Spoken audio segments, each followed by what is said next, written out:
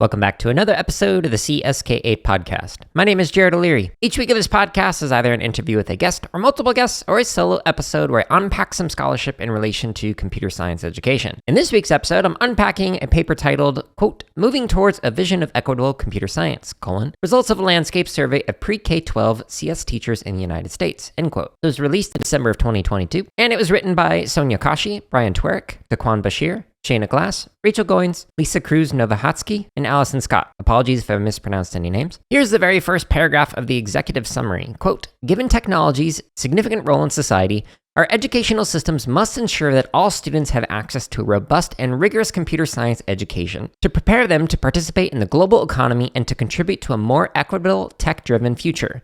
As such, computer science, CS, teachers are critical to the efforts to expand access and equity in CS education. In our first national study published in 2021, we examined the landscape of PreK-12 CS teachers in the United States.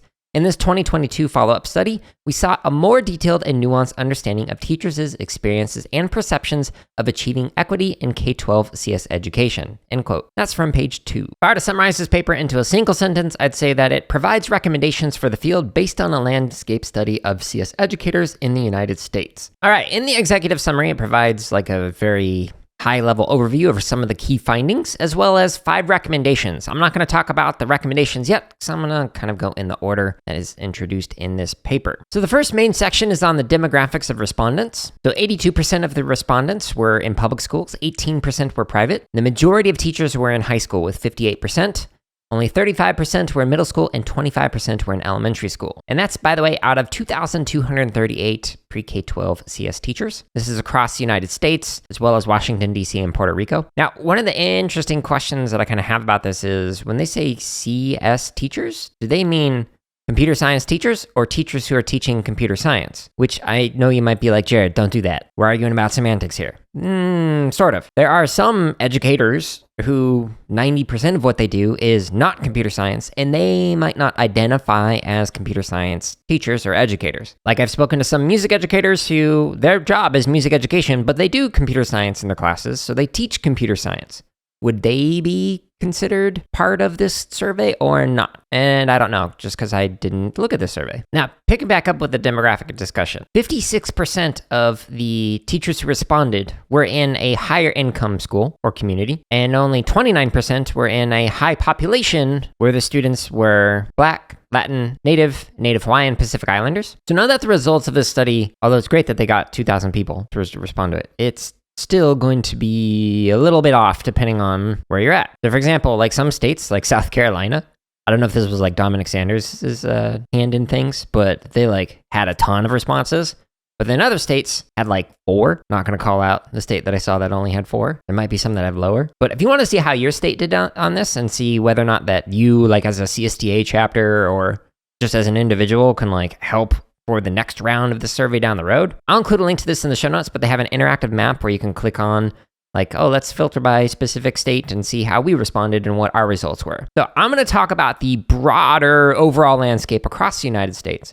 But maybe you'll find something that is super relevant for your state, and it might have some different results than what I'm about to talk about. Now, most of the teachers in this year's survey, 71%, said that they were 100% in person, 6% said they were 100% online, and 22% of the respondents said that they were in a hybrid scenario. Now, back when I did an episode on the previous round of the survey, which was from episode 83, and for context, this is now episode 166, so this was a while ago, the percentage of teachers who responded that were white was 75%, but this time around, the percentage of teachers who responded that were white were 68%. So there is an improvement in terms of more diverse responses from non-white CS educators. However, what I don't know is that just because of different people responding who might not have done it in the previous round? Or is that because it's more diverse than it was in 2021 from a racial demographic perspective? And I don't know. If you want to see a breakdown in terms of like overall elementary, middle school, high school, low income, high income, as well as low or high Black, Latin, Native Hawaiian, and Pacific Islander, you can actually see that on page 7 of the report. One of the things that I appreciate in this round is they have 9% of the teachers have a disability status, which it's nice that people are actually looking into that more. So thank you, kudos to the authors. And then it breaks down how 54% overall of teachers are women and 46 being male. And they do note that less than 1% of respondents identified as non-binary. Thank you for including that as a non-binary individual. I appreciate it. And if you want to see the breakdown again, based on the categories that I listed with elementary, middle, high school, low income, low and high, Black, Latin, Native Hawaiian, and Pacific Islander, you can find that on page 8. I want to give you just enough to make you be like, oh, I really want to check out this report. And not enough to make you go, oh, I don't need to read this report. Because I think it would be helpful for anyone to read it. Okay, on page 9, there's a really interesting breakdown of the courses taught by the respondents. I'm going to read through each one of these percentages. Now, you're going to notice that this is not going to add up to 100%. And one of the reasons probably is because teachers are teaching multiple different types of classes and grade levels. So 10% of the respondents taught a standalone PreK-12 CS course. 14% taught an integrated course in that grade span. 20% taught a standalone CS course for 6 through 8, and 15% were integrated in that grade level. 36% taught an intro-level high school CS course. 6% taught an integrated high school CS course. 19% taught a specialized high school CS course. 24% taught an AP CS Principles class, 17% taught an AP CSA class, and 12% taught an other class. Really curious what's under the other category. Did they mean something other than computer science? Or did they just mean some kind of CS course that wasn't really categorized in that area? It's the second one. That's intriguing. Maybe it was like app development course or something. But that would probably fall under the specialized high school CS course. I don't know. Thinking out loud. On page 10, they have a breakdown of people who had CS and tech science majors, graduate degrees, credentials, or industry experience. This was interesting to take a look at, and I'm going to leave that there as a teaser to encourage you to take a look at this paper. Another really interesting breakdown in figure 9 on the same page, on page 10, is they had a teacher classroom experience breakdown, and they broke this down into PreK-12 classrooms and CS classrooms. So they broke it down by early career, mid-career, and late career, which was 11 plus years. So in the PreK-12 classes, 21% were in early career, but in the CS classes, 50% were in early career, which is 0 to 4 years. For the mid-career, 31% were in a PreK-12 class, and in a CS classroom, it was 37%. And then late career, 11 plus years, in the PreK-12 class, it was 48% compared to only 14% in the CS classrooms. That was really interesting, pretty drastic difference between the two different groups. In figure 10, this is on page 11, so they talk about the community at large. So 33% of respondents were the sole CS teacher in the school, 18% had one more CS teacher, 16% had two more, and then 33% had 3 or more additional computer science teachers in their school. So again, that's not in their district, but in their school. And I'm really wondering if that 3 or more, is that like a massive high school, or is this just like in an elementary school where they're integrating computer science? And I don't know. For context, I was the only one in my school. We had a few other people in the district who were doing it in their school or schools, but because it was a technology pullout that really just became 100% coding classes, we just had one specialized person to teach that at each one of the schools, which in my opinion, it makes it so that a school can go further much faster because there's one person who's able to dive deeper and really just focus all their efforts on this, as opposed to I teach math and science and ELA to my 4th graders, and now I'm also having to integrate CS. It's not going to be as easy for them to be able to learn multiple programming languages or whatever, just the CS content in general, compared to somebody whose only job is to focus on that. But that's my own biased opinion, and you can disagree with me. And you can disagree with me even on the podcast if you'd like to. There's a contact me button on my website. I'm going to do a lot more interviews in 2023.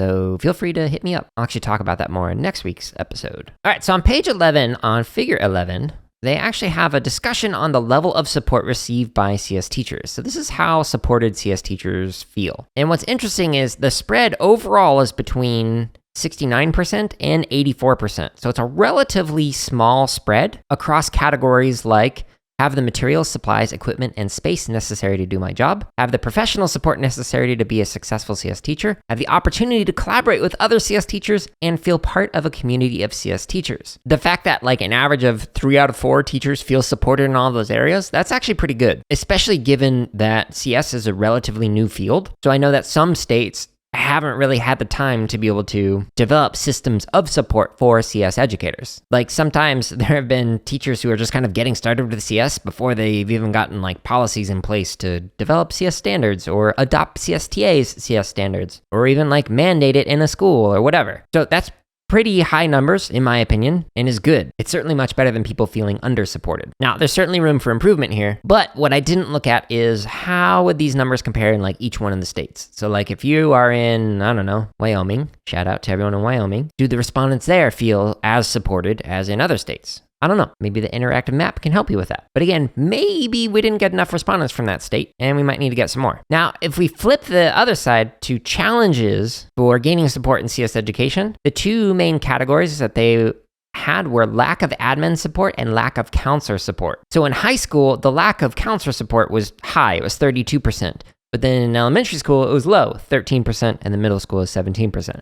That makes sense, in my opinion. It becomes more of an elective, typically speaking, in most high school contexts, compared to elementary, where it's usually mandated. But then, if we look at the lack of admin support, this was a spread between 26% and 29%, with elementary educators being at 29%, 27% for middle school, and 26% for high school. That was interesting, consistent. Now, another interesting finding, and this kind of makes sense. So page 12, it talks about teachers' confidence in being able to promote equitable computer science at the school, district, and state levels. So at the school level, 74% of respondents said, yeah, I feel comfortable or confident promoting equitable CS. But at the district level, it was only 56%, and then at the state level, it was only 44%. Honestly, 44% is higher than I thought. I don't know what the respondents thought of as being able to promote it at the state level. Maybe it just means by voting, or maybe it means by like being on committees or a part of like CSTA's local chapters or something. And I don't know. But with that being said, one of the things that you might be able to have like in a CSTA chapter meetup is talking about, well, how might we actually increase confidence in promoting equitable CS at district and state levels, not just at the school level? Although there's obviously still room for improvement there. So maybe that's a topic of future discussion with your local chapter. Which, if you want to learn more about CSTA chapters, check out the interview that I did with Jason Bohr. I'll include a link to that in the show notes, as well as the interview that I did with Dominic Sanders, who I mentioned earlier. Now, here's another really interesting question that they asked. So they asked for teachers' sense of agency in shifting the students' CS perceptions. So 81% of respondents said that they felt that they could help students believe they could do well in computer science. 77% said that they could help students value learning computer science, but only 61% felt that they could motivate students who show low interest in computer science. I wonder what grade level breakdown that would be. I imagine that the motivating students with low interest would be a problem in mandatory classes, but not so much when students elect to take them. That's just speaking from my own experience, like in music education and computer science education, from kindergarten all the way through graduate students. Most of the time, when students are electing to take something, they're more interested than when they're required to take it. And if they're paying to attend, then they're usually more motivated than if they're not. But again, if it's like required, like for graduate school or something, they might not be super motivated to learn something. So I'd be really interested to see what the breakdown is for those particular questions. But that's an interesting finding. I found for myself that the best way to motivate students was to focus on their interest first and make that a 100% priority of everything they were doing in the class, which is why the curriculum that I created for free at Boot Up Professional Development, which is at bootuppd.org, is all about interest-driven learning. And starting in 2023, I'm actually going to be creating my own new CS content on YouTube, on my own channel, to specifically focus on helping students learn to explore their interests through computer science. Stay tuned. Figure 15 on page 13 has a really interesting finding. They say that 47% of respondents talk about digital citizenship, 40% talk about impacts of computing, which is one of the standards for CSTA, so I kind of hope that would be higher. Cough, cough. It's an entire strand. 42% of the respondents said that they talked about ethics, but only 20% said that they talk about accessibility. Check out the interviews that I did with Maya Israel, Jesse Rathgeber, Andreas Stefik, as well as some of the other papers that I've tagged as accessibility to learn more about how you might be able to increase that. So instead of being among the 80% of people who don't currently talk about accessibility, you can become some of the 20% who do. All right, so page 14 talks about confidence of teachers and their own perceptions of effectively teaching with identity-inclusive pedagogy. If I remember correctly, last year's survey said that 40% roughly of the respondents didn't think we needed to discuss equity in CS. So this is actually broken down even more than it was last year. And they, instead of referring to it as equity, they talk about identity inclusive pedagogy, which kudos to the author on that word choice. I think that is less polarizing than the word equity, which I don't think that word should be polarizing. I'm a fan of equity work. If this is your first time listening, you've never heard me before. Got a bunch of podcasts to talk about it. But going with identity inclusive pedagogy, I think may have been easier for some people to digest, because this time it was roughly 30% of people who didn't think we needed to talk about racism, sexism, ableism, and other inequalities in CS classrooms. So maybe, again, this is just like a sampling difference in terms of getting different participants to respond, but instead of 40%, only 30% thought we didn't need to talk about that. Now, in terms of confidence, overall, it was like in the low 70% for most of these responses. So 71% of respondents said that they felt comfortable or confident with using inquiry-based strategies. 65% said using culturally relevant pedagogy to support student learning was a confidence area. That was the lowest one that they had. The highest response was confidence in teaching students from diverse backgrounds, which is good because I'd argue that most classes are going to be very diverse depending on how you look at it, how many layers of culture you go down. Talked about that more in detail in other episodes. But 71% of the respondents felt confident with teaching students with IEPs or 504 plans, which would be nice if that were a little bit higher, but almost 3/4 is better than the opposite of that. 74% felt confident with using a variety of assessment strategies. Actually just did a couple of assessment episodes. You want to check those out for that 26% who don't feel super comfortable with that yet. 74% of respondents felt confident adjusting lessons to the proper level for individual students. I wonder if that's like, you can't really adjust some lessons if you're using like a canned curriculum. So that's just me thinking out loud as somebody who's written curriculum for few years now. And then 73% felt confident facilitating conversations around the impacts and ethics of computing, which is great. They feel comfortable with that,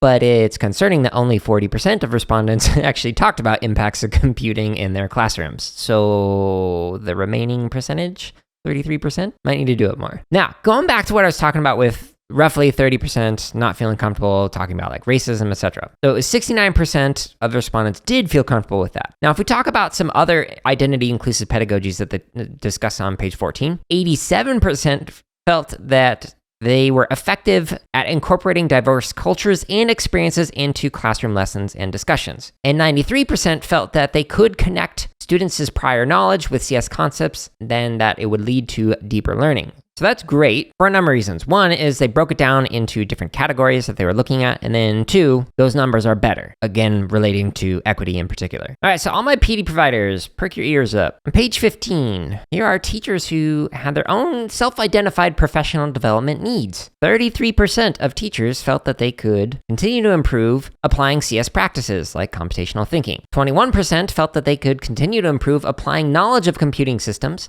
18% felt they could improve developing programs and interpreting algorithms. 16% felt that they could improve modeling networks and the internet. 16% felt they could improve using and analyzing data. And 15% felt they could improve planning projects that have personal meaning to students. I'm glad that was the lowest one. Maybe it's because the majority of respondents use the curriculum at boot.pd.org that I wrote. Wink, wink, nudge, nudge. I'm just kidding. But seriously though, I am happy to see that the majority of the teachers felt like they didn't need to focus on that, but instead need to focus more on applying CS practices, knowledge, etc. Here's a really important quote from a CS teacher from Michigan, and this is from page 15. Quote, "I need more access to professional development. Our school district has a very limited budget and I am only able to participate in funded conferences and events." End quote. Snaps to that. I remember what it was like being on an only income, 2 people on a teacher's salary. It was hard to get to conferences and whatnot, especially when it's like across the country, you got to fly. On average, I estimated that each one of the like presentations that I did at different conferences, including registration, food, hotel, airfare, car, etc., all that came to, generally speaking, about $1,000 per trip. That's a lot of money. So if there are ways to fund teacher professional development, I'm sure they'd participate more. They just might not be able to get there or might not have the money to do the registration costs. So if you are part of like a CSTA chapter, maybe you can find ways to fundraise, to provide sponsorships or scholarships to teachers. whether it's to reimburse travel costs or registration costs or whatever. Like the Arizona CSTA chapter, where I'm the treasurer of, like we've done what I think is a great job at trying to support people coming from out of town, like into Phoenix for the CS professional development. But another thing, if you're in like a CS organization, maybe partnering with corporations or large donors or whatever to help cover those costs, because it's a real struggle for a lot of people. Page 16 is a really interesting area where researchers, like people who work on like NSF grants, I'd really pay attention to figure 19 in particular. So these are the top challenges identified by teachers in teaching computer science. So 30% of respondents said that there was a lack of academic priority. 29% felt that there were too many preps or other responsibilities, like bus duty or lunch duty or other duties. 28% felt that there was a lack of support or interest or knowledge by the admin. 26% felt that there were scheduling constraints. 26% also felt like there was a lack of hardware and software resources. And then 26% felt that there was a lack of student interest or enrollment. If I were writing a grant right now, like for the February submission for broadening participation, NSF, or the EHR racial equity grant coming up in March, I'd be citing those figures. And then figure 20 talks about teacher perceptions on the importance of computer science, but like no surprise, it ranged between 94% and 85%. I mean, you're asking CS teachers, do you think your job is valuable or worthwhile? I mean, I'd hope they say yes. But that gets into the next section starting on page 17. So they talk about recommendations. So there are 5 recommendations based off of their findings. So the first recommendation is to recruit, retain, and diversify the pool of computer science teachers. And they provide some actions for teachers, admin, policymakers, and curriculum or PD providers. I highly recommend taking a look at those actions on page 18. Their next recommendation is to prioritize CS as a core subject with universal participation throughout pre-K-12 education. And again, they have some actions for that. That's on page 19. While I totally agree with recommendation number 1, I respectfully am skeptical about recommendation number 2. I think the more core subjects, quote unquote, that we add to our plate, the more it's going to dilute what's already being discussed. And I think rather than making more classes mandatory for everybody, I think we should make it so that we have less mandatory classes and allow students to actually specialize by diving deeper in the areas that they want to. So instead of spending 10% of your time on 10 core classes, this is just like some fake math to make a point, instead, maybe only spend, 30% of your time on core classes and 70% of your time diving deeper into an area you want to specialize. It might be computer science, or it might be, like in my case, music. I took whatever was necessary in order to get the classes to get into college, and then the rest of my electives I mainly spent focusing on music classes. So I did band, I also performed in the orchestra, did marching band, all these as a percussionist. I even came in on lunchtime, taught the freshmen, etc. If I could specialize even more than I did, that would have been great. But as we continue to add more and more classes that are core or mandatory, it just kind of takes away from the other ones that are core. So if you get computer science as a core class now, great. In 2 or 3 years, there's going to be another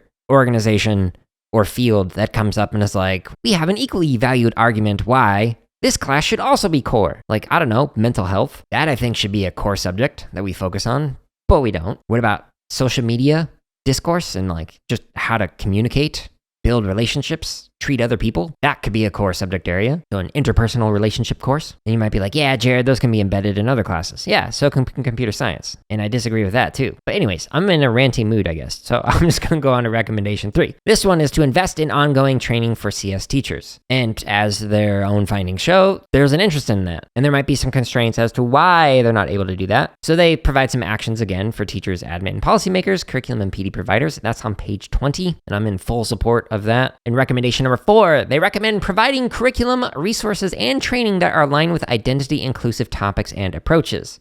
Totally agree. Their actions that they recommend are on 21. I'd argue that this podcast can be a resource for that. Like, there's so many interviews with some wonderful people on this show that talk about identity-inclusive approaches, topics, etc. And just listening to that is an excellent way to get some new insights or ideas or approaches, whatever, for your own classroom. And then these like unpacking scholarship episodes hopefully also provide some help for you in that area. The last recommendation that they provide is connecting CS teachers to collaborative communities. And they provide some recommendations or some actions on page 22. And I totally agree with that. So one of the things that they mention is like attending the CSTA meetups, like the chapter meetings or the conference or the PD provider summits, etc. Like there's so many excellent ways that you can connect with other people, specifically through CSTA, that I highly recommend. If you feel like you're the only person, or you literally are the only person in your school or district or whatever, teaching computer science and you feel alone, there are so many people out there who are able to connect with you remotely. So I highly recommend taking a look at those actions that are on there. They do include links to like how to become a member of CSTA or join your local chapter, etc. But those are the key findings and then some of the recommendations that they provide. Again, I highly recommend actually reading through this particular paper. And when you do so, what I recommend is thinking through how does this report inform your own practices in computer science education, or the kind of impact you want to have? And then what questions could they ask in the next iteration of this kind of survey? Having read through the previous one in 2021 and then this year's survey that came out, I'm really happy to see some of the changes that they made. Knowing most of the people who are on this committee who worked on this report, they're very open to feedback. So if you got some ideas on how they might improve it, I'd highly recommend reaching out. But anyways, thank you so much for listening to this episode. I hope you enjoyed it. If you did, consider leaving a review, or even better, sharing it with somebody else who's not heard of this podcast. Being 166 episodes in, I realized that the hashtag CSK8 does not really give a great identifying name for what this podcast is about. No regrets. But word of mouth, I think, is probably the best way to help spread the resources and ideas that are shared in this podcast, if you want to do that. I mean, if you got this far into the episode and you don't want to do that, that's interesting. But regardless, thank you so much for everyone who listened. Stay tuned next week for another episode. It's going to be a short one. I'm going to talk to you about what's happening in 2023. But until then, hope you're all staying safe and are having a wonderful week.